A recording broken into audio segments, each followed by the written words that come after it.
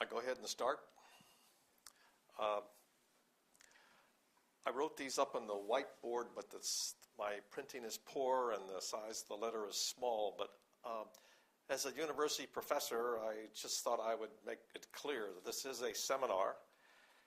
And in any good seminar setting like this, it's always good to have so-called rules of engagement. That comes from my Navy background. But I will give a lecture, but the discussion is part of the lecture, which the two of them combined together become a seminar. This is supposed to be an exchange of information. I consider you to be colleagues, not students.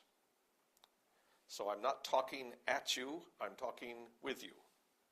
So if there's something that I'm saying, then ideally, number two, all the information that I will explain to you will be useful.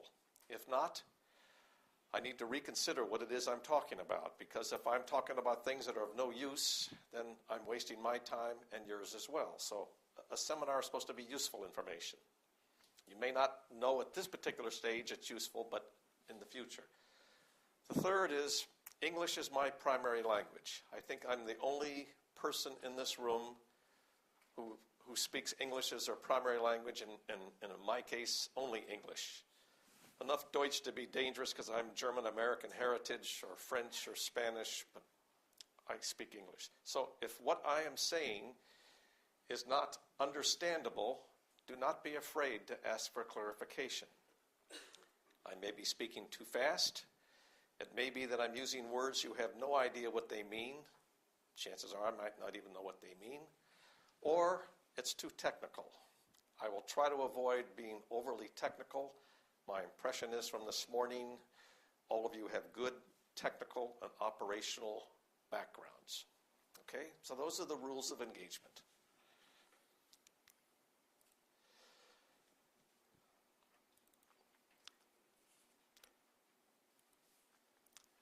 What I will do is give an overview of S100 based on what it is currently available, or the information is available from the IHO website.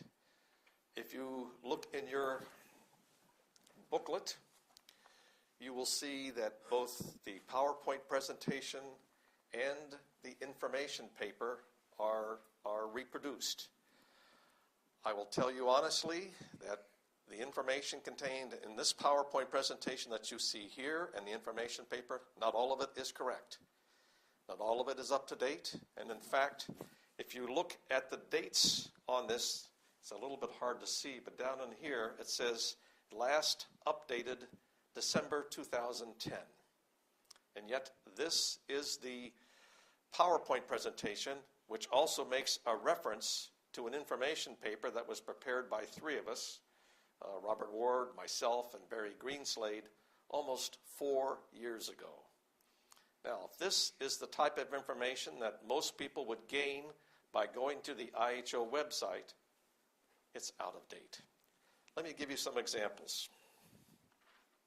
Very quickly, anyway.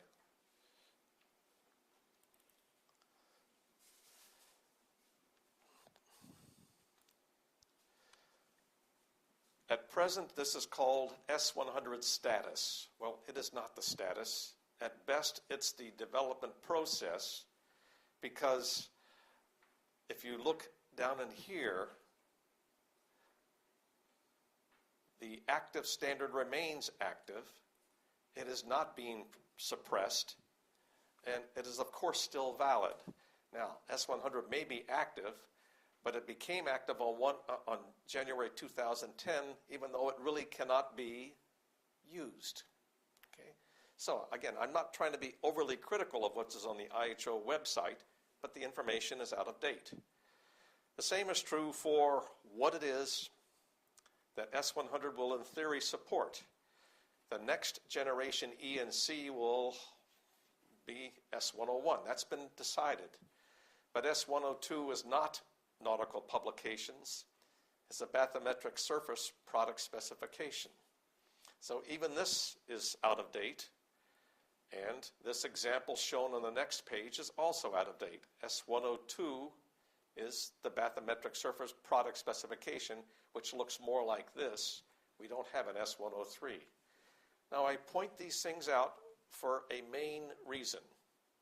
You are adults, you are professionals, some of you are naval officers. You cannot believe everything you hear or everything you read. It is your responsibility, just like mine, to try to get the best available information, and that's the purpose of this seminar. As such, you'll notice I have a new S100 overview based on September 2013. One of the outcomes of this seminar this week, and this being hosted by the Republic of Korea, is to update, to provide better information that will eventually go on the IHO website. So this is a updated presentation that contains more accurate, more up-to-date information. This is, in fact, the IHO S100 standard, effective or produced edition 1 on this date, this month, and is available if you go to this website link. It's available from the IHO website. There is an information paper that has also been published that is more recent than the one that is referenced on the IHO website. In the PowerPoint presentation. This is also on the website and this information. And this was updated by Robert Ward and Barry Greenslade. S57, as we learned already, was first introduced, first agreed to back in 1992. But in a polite but critical way, it took 3 editions of S57 before it could finally be used. And it wasn't until November 1996 that it was realized that the E&C product specification was necessary in order to be able to use this standard. Since then, we've had a different version, 3.1, of edition 3 series, a bit confusing. It says it's currently active but frozen. Well, again, English is my primary language. How can it be active and frozen? That makes no sense. But nonetheless, those are the words that IHO uses. What it really means is that the standard is not meant to constantly change so that people are having to keep up with new revisions or new requirements. And as such, there was a supplement to edition 3.1, which added features that were requested by the International Maritime Organization for particularly sensitive sea areas and additional archipelagic sea lanes. So how in the hell can it be frozen when you have a supplement that unfreezes it and then freezes it back again? Again, English language issues. Same is true for CATZOC, a category of zone of confidence criteria, were modified, and some corrections to the Navy master-slave relationship.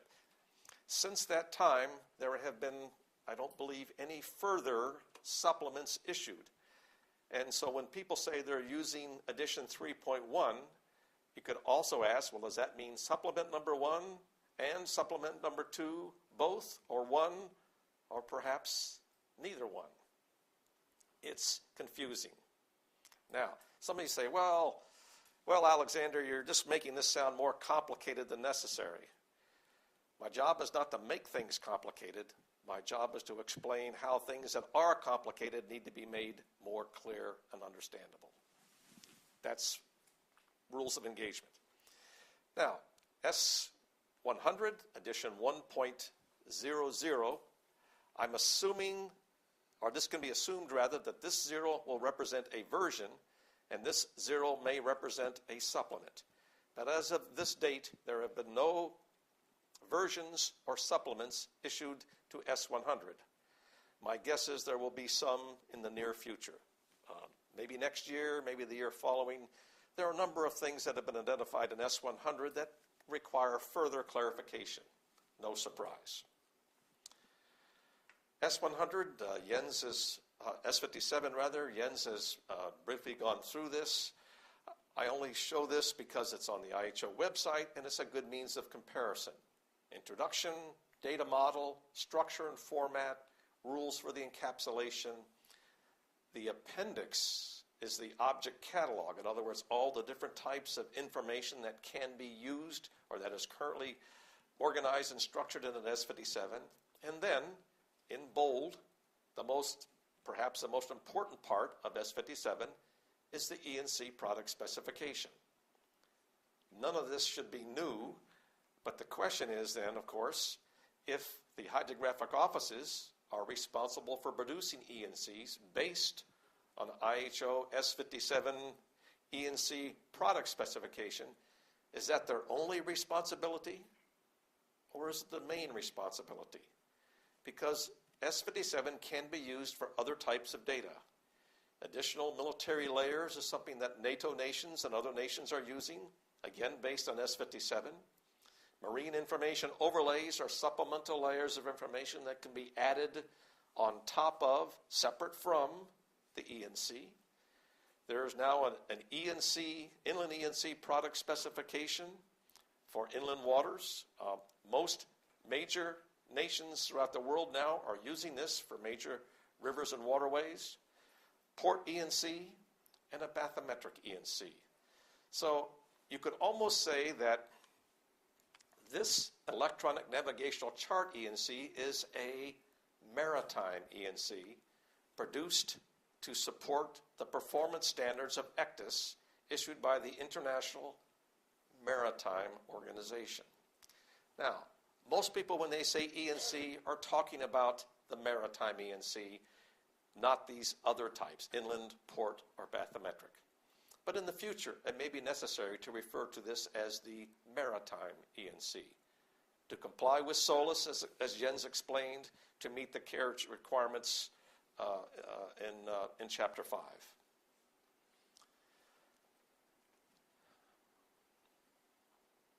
Now, there are some known limitations for S57. Nothing is perfect. It was developed primarily to meet E&C requirements for an IMO-compliant ECDIS. In other words, to satisfy the requirements that were listed in the IMO performance standard for ECDIS. It has a rather inflexible maintenance regime. This idea of freezing additions is not really the best way forward. But it was felt at the time this was to ensure consistency and uniformity so there wouldn't be confusion as to what version of the standard different HOs should be using. It's listed here, cannot support contemporary requirements for gridded bathymetry or time-varying information. Gridded bathymetry, yes, this is not correct. There are E&Cs today that are in use by maritime pilots that have time-varied information that's applied to an E&C, and you will see examples later this week. This, unfortunately, is something that was decided before the fact, that this was prohibited in the E&C product specification because at the time, back in 1996, there was little agreement or understanding how this could be done. Well, this was 17 years ago, and we have much better ways to add time-varying information and use it with S57-based E&Cs. Data transfer mechanisms are limited. This is true. The ISO 8211 encapsulation is very old technology. There are much more efficient, much more improved ways in which to do this.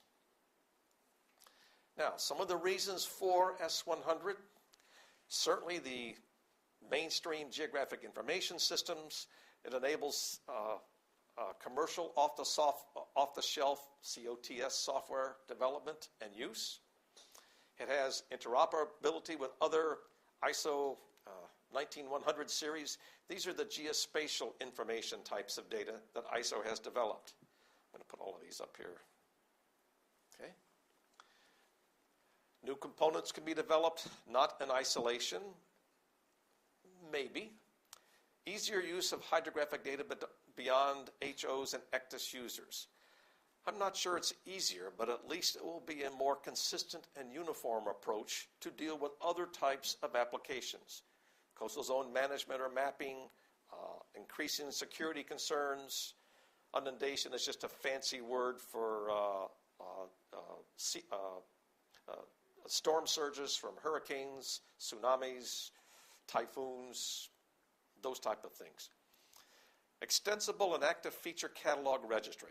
This is a significant improvement, a much better way to manage the various features and attributes and enumerants that are used to develop different types of product specs. Plug and play updating of data. Okay, this is a loaded question.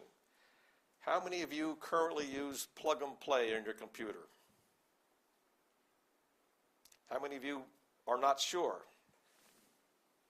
How many of you believe that ECDIS or ENCs will be able to do this in the future? Okay. How many of you believe in Santa Claus and the Easter Bunny? Okay, Jens does. This has yet to be proven, and the idea of forward or backward compatibility is words rather than reality. So the idea that this can actually be achieved is a bit of a stretch. Now, I'm not saying it cannot or will not be done, but I am quite skeptical. I've yet to believe that this can be achieved. On the other hand, imagery and gridded data for certain. These are not something that's done well in S57. High density bathymetry. Okay, this is another leading question. Why can't high density bathymetry be done in S57 now? Is there any reason? Say again? Limitation of space, what, the size of the ENC? No.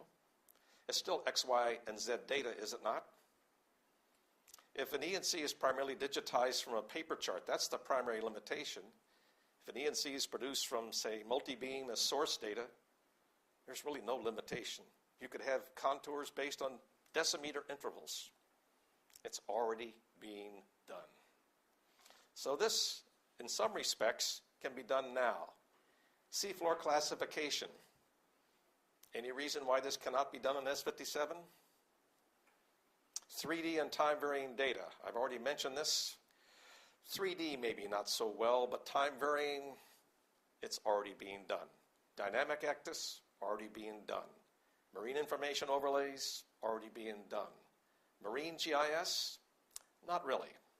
Now, there is an irony, certainly in the United States. What's the widest use, the greatest use of ENCs that are issued at no cost to the general public in the United States?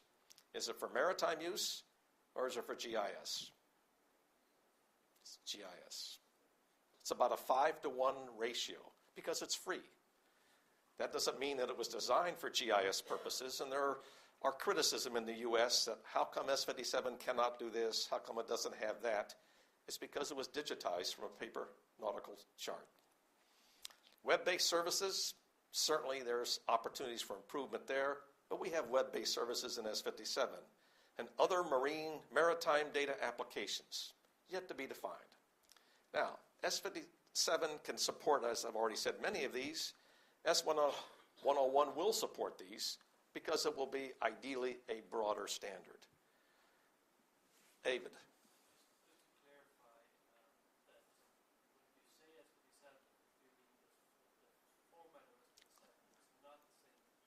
That's correct. That's right. Although most of these type of things, high density bathymetry will be used in an ENC, seafloor classification, probably not. Dynamic for sure, this one for sure, this one for sure.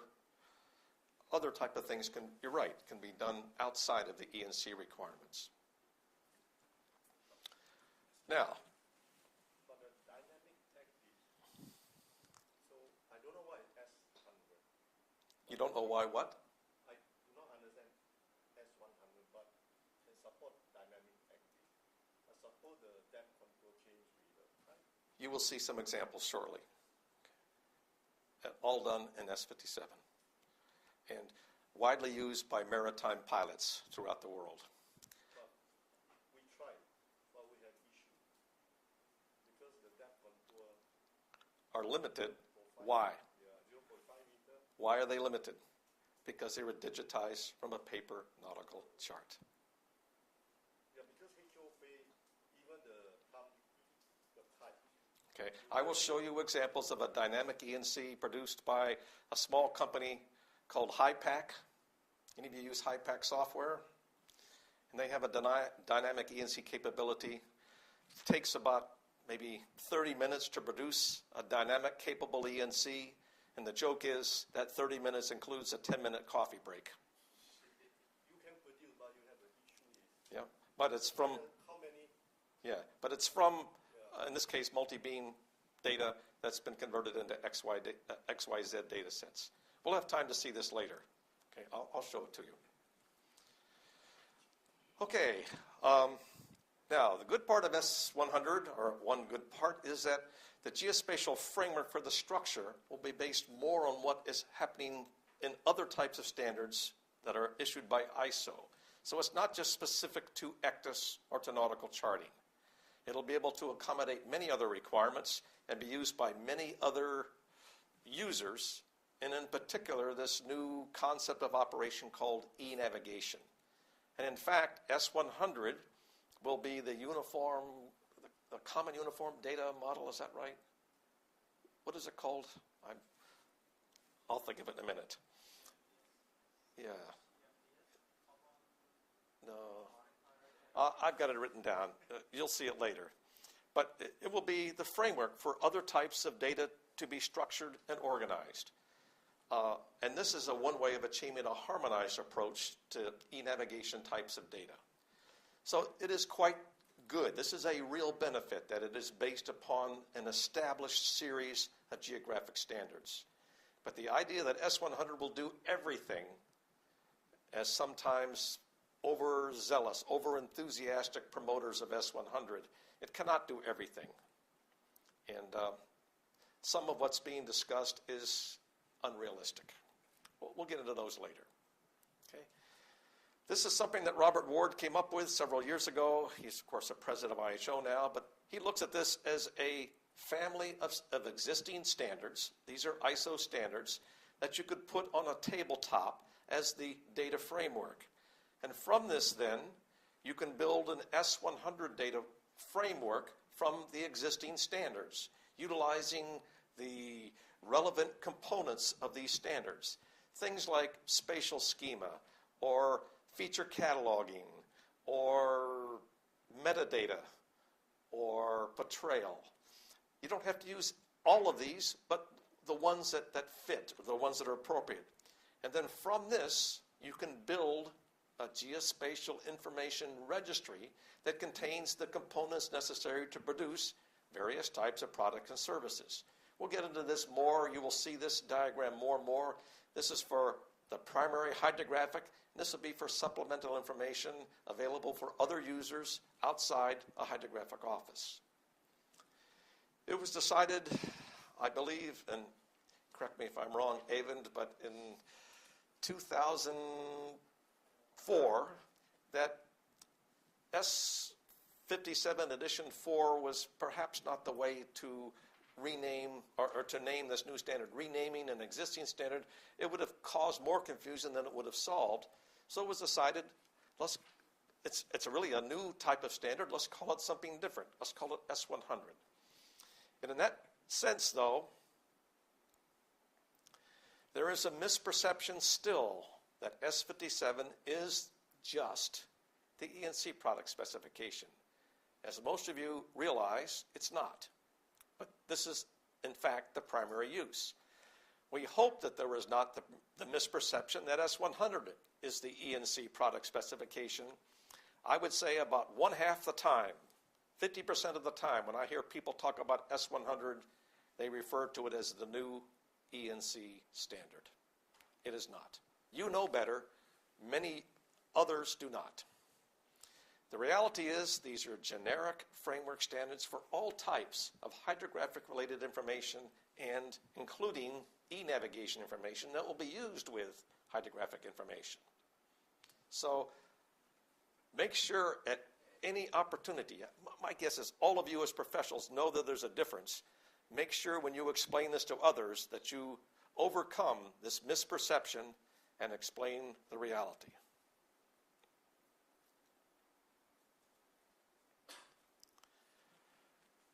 These are some additional objectives for S100 that, again, are contained in this information paper and on the PowerPoint.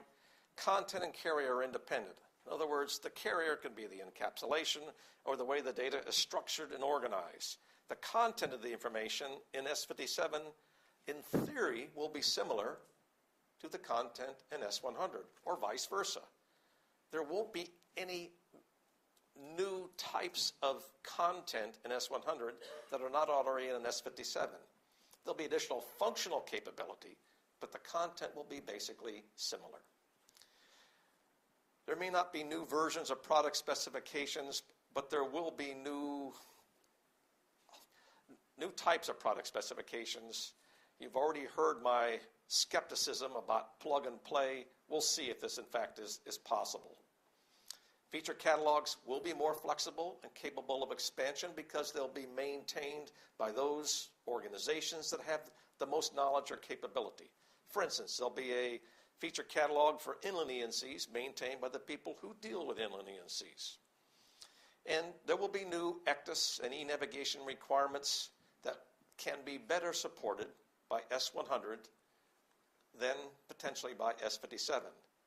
On the other hand, E&C and port E&C product specs, they already exist for S57.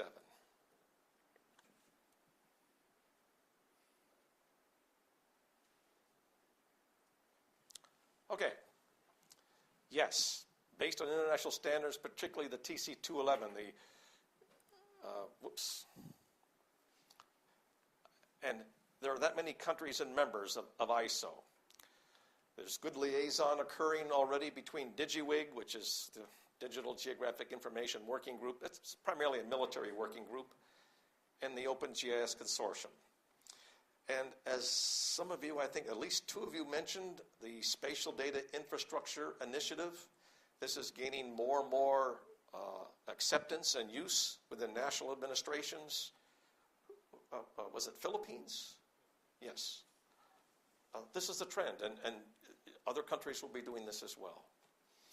The fact that IHO is hosting this ISO compliant, in other words, based on the requirements of ISO, that there'll be other types of content dictionaries, data types, and metadata all in one single location. This will be a significant benefit.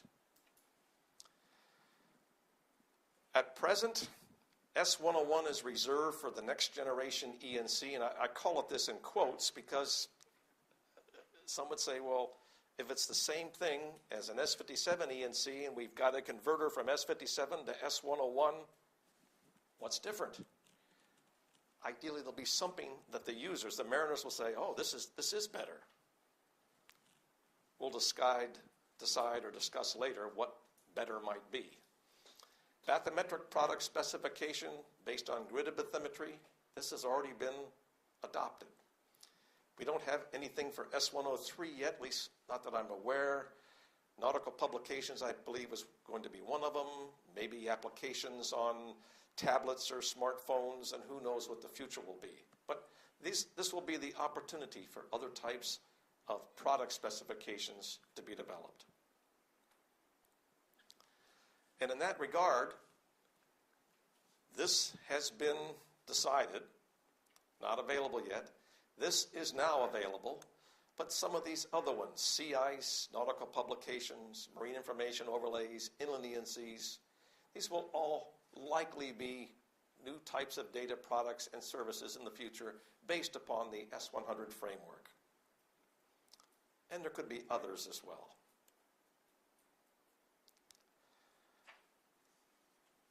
Later this week, we'll have a lot more detail on what is contained in the Geospatial Information Registry, how is it structured, how it's organized, and how it's managed. The main components are the Feature Concept Dictionary Register. Abend? I just want to point out that after Ayala joined the bandwagon, this supplement part is now taken away and is formed. That's why this is still, I guess, dotted maybe. But yes, did everyone get that? This is currently in the IHO website and in the information paper. I think it's been decided that there will not be two registers, or registries rather. Registers within the registry, that they'll all be combined. We'll see. Okay. Main betrayal register, metadata register, product specifications register, product producer code, data producer code. This, of all of these, I think this one's pretty well sorted out. Either you do produce official ENCs because you're a national administration, or you're somebody else. But how this is going to be combined into one, we'll see. Now, a little confusing, but nonetheless, the management procedures for the S100 registry is contained in S99, not S103 or S104, but S99. So, understanding what a domain is, a domain basically means a level of expertise to manage a particular type of information that's going to be registered, whether it's features, hydrographic features, sea ice coverage, nautical publications, inland ENCs. There will be different organizations, in addition to the hydrographic offices, or IHO, maintaining these other types of domains. Any organization can be manage a register. Currently, the Inland ENC Harmonization Group is for this. There will be one for aids to navigation that will be managed by IALA. Sea ice, there's only talk about something being done, and I'm not sure on the status of nautical publications. SNPWIG, you'll talk about that later? Okay. Submitting organizations, again, this could be IHO, member states, or it could be any type, but it's done via a control body. We'll get into this much more later this week.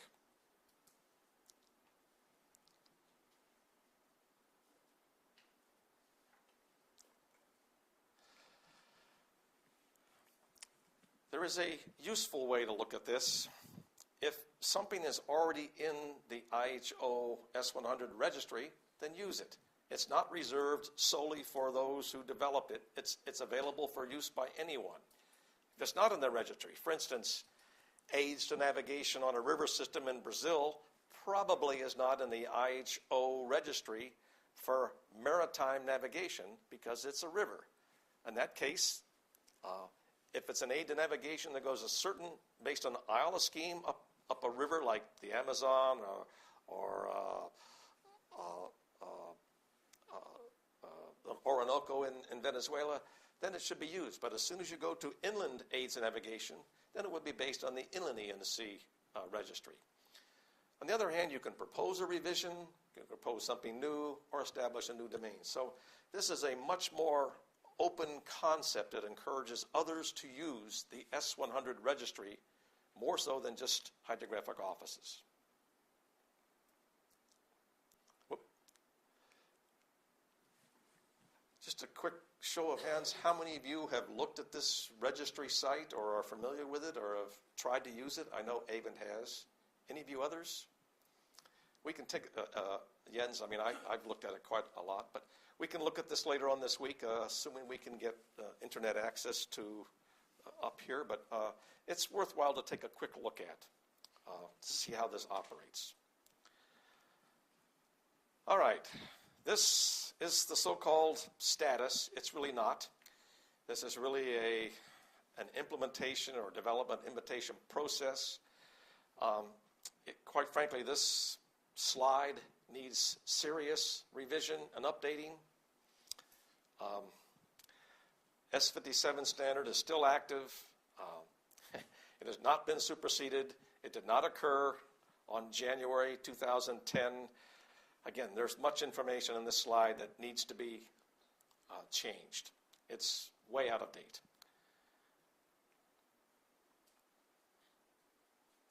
This is some of the information or some of the expectations for the future ENC. And in particular, the development timetable outlines the need to establish data sets and test beds. This was something that was not well done in S57. Ideally, it will be done before S101 standard is issued and to be used. That it will be adequately tested, thoroughly tested beforehand, not afterwards. Now, in order to do this, it has to be more than simply the companies that are producing the software or the hydrographic offices that are going to be using it.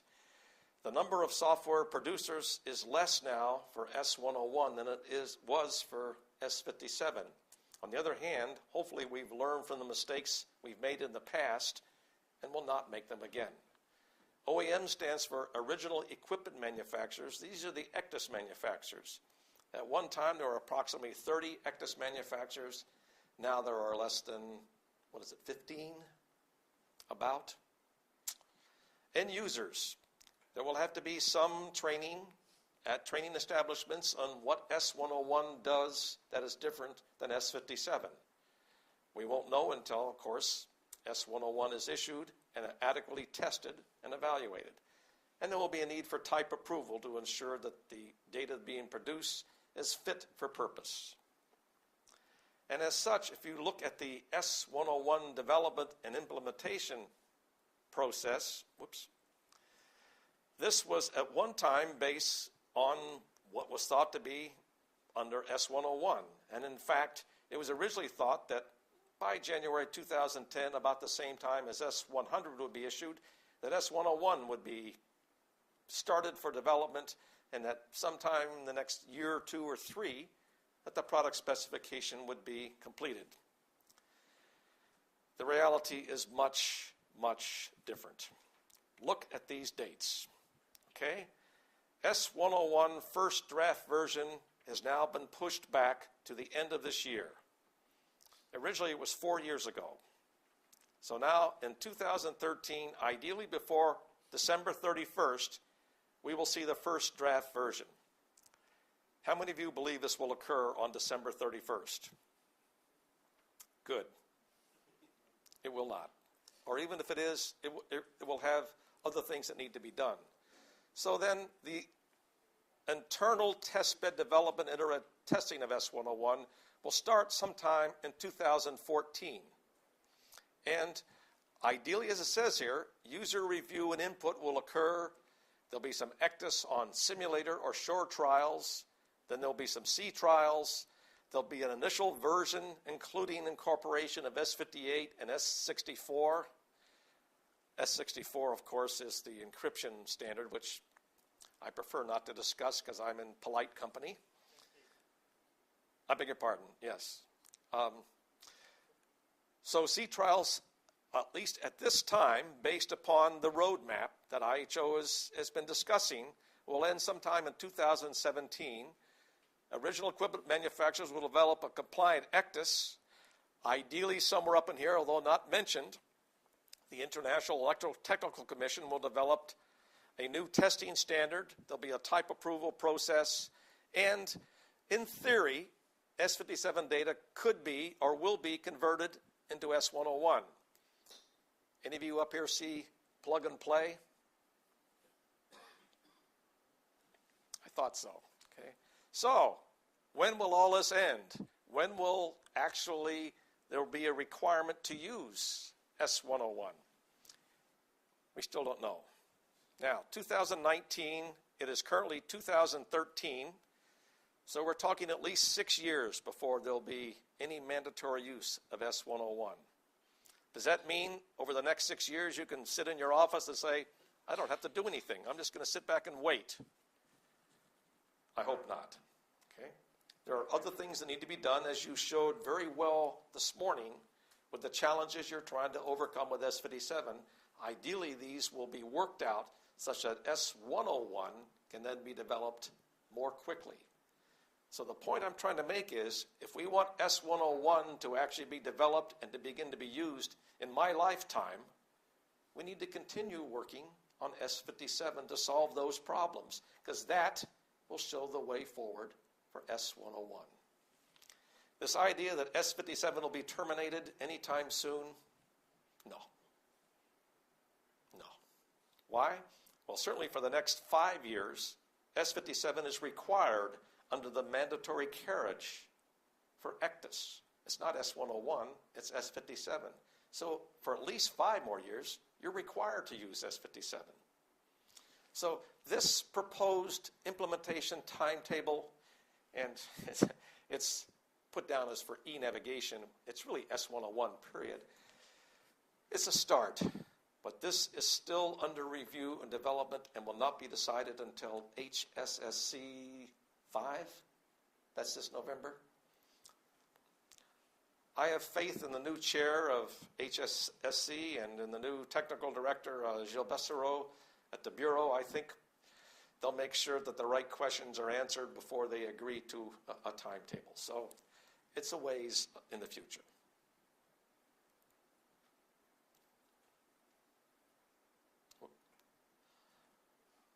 Okay, workshops, that's what we're doing, or this is the seminar this week. Discussion forum, this really needs to change to S101 discussion forum, but workshops and seminars are important. This will continue to be used for many years, even after S101 release. It's not going away. And there are opportunities now to use S101 product specs.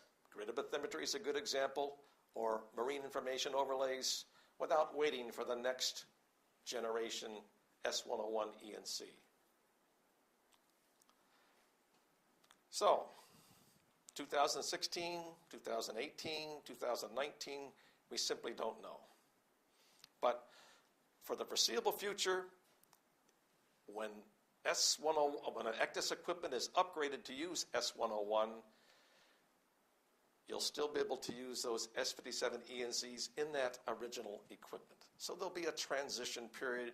These are so-called dual fuel ECDIS. Just like my notebook computer can read PDF files, Word files, GIF, TIFF, all sorts of types of data. As long as the software can read and recognize the data, it should be able to use it.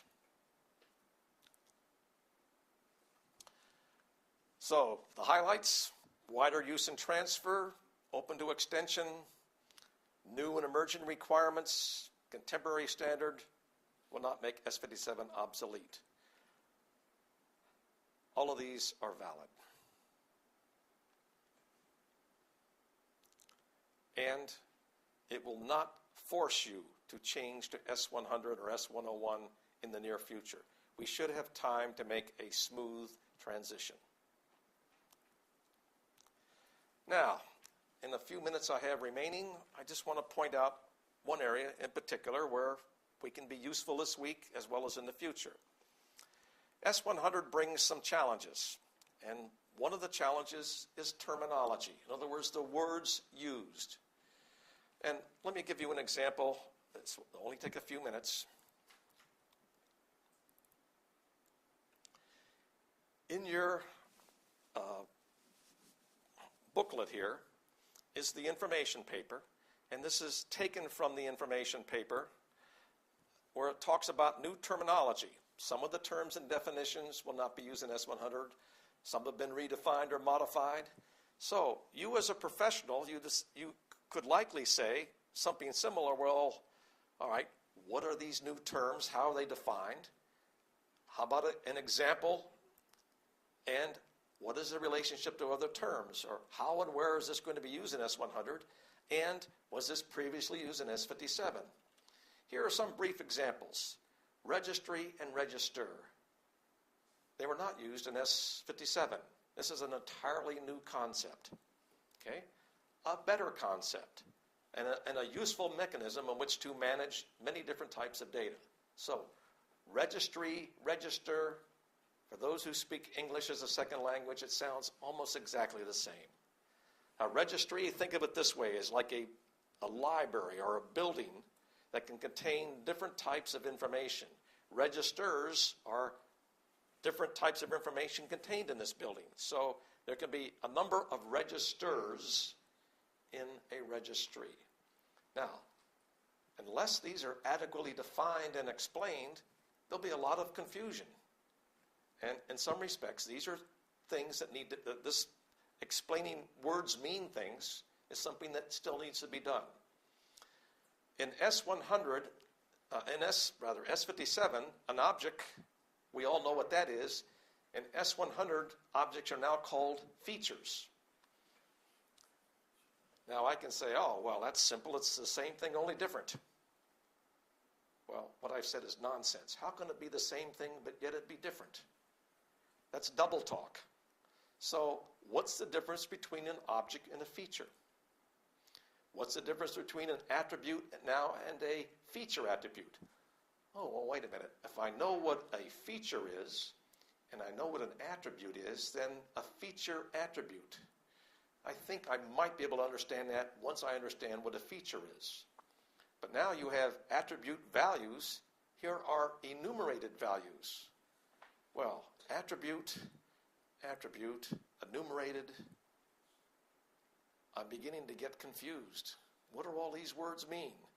So, object catalog, feature concept dictionary, is this exactly the same, or is it basically the same? If you have an edge in S57, and now this is a curve in S100, that's more geometry. The same is true for a node or a point, or a face or a surface.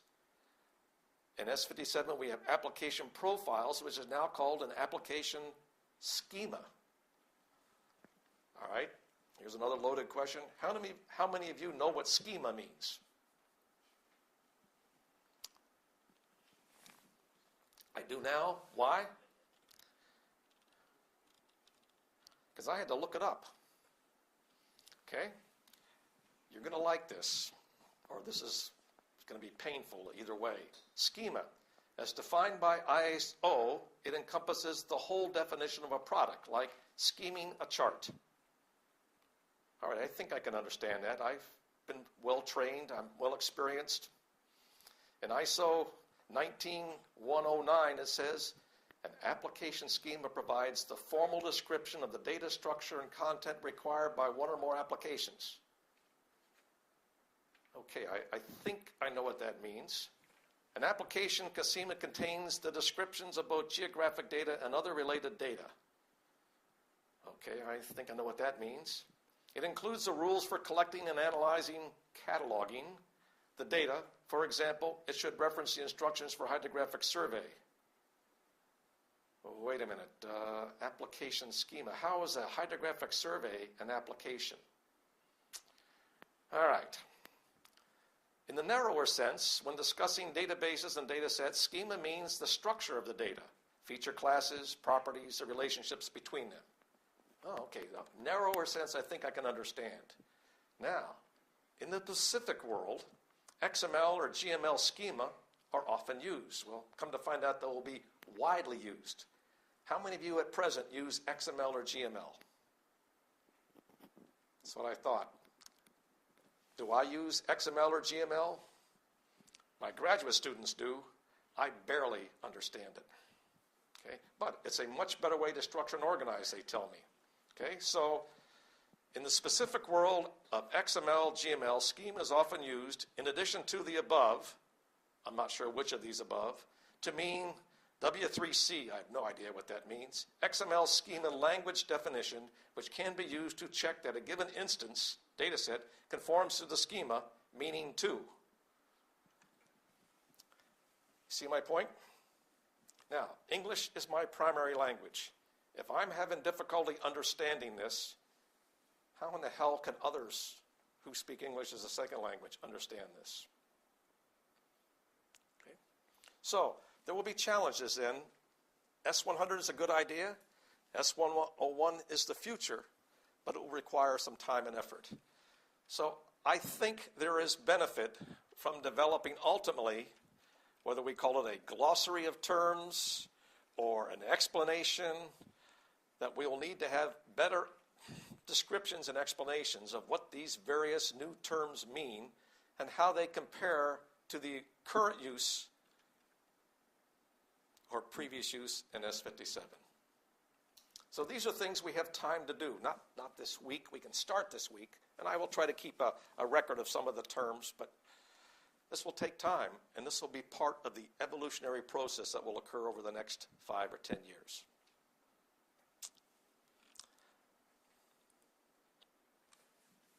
That's enough.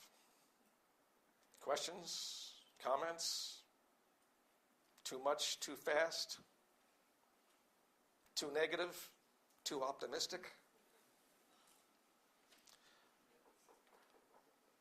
Okay. Do we want to take a break? We'll be here all week, of course, so there'll be plenty of times, but do we take a break now, Young?